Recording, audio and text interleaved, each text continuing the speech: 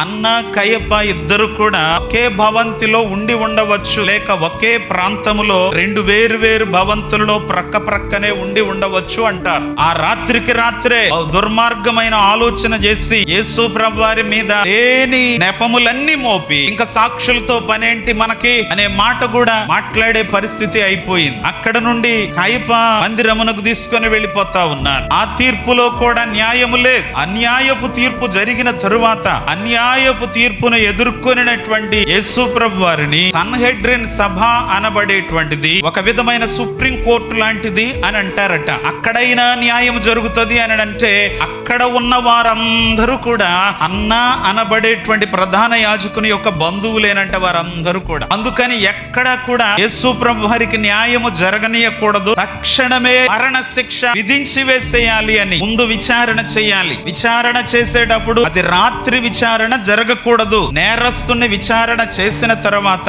నేరమును బట్టి సాక్షులను తీసుకురావాలి. 2-3 సాక్షులు అని వాక్యం అంటది. ఆ 2-3 సాక్షులు వచ్చి సాక్ష్యం చెప్పాలి. వారి సాక్ష్యం సరైతే ఆ నేరము మరణమునకు తగినదైనదైతేనే అప్పుడే దానిని అమలు చేయాలట. అయితే యేసు ప్రభు వారిలో ఏ నేరమో కనబడలేదని గవర్నర్ సహితము కూడా సాక్ష్యం ఇచ్చినట్టుగా మనము వాక్యము ద్వారా చూడవచ్చు.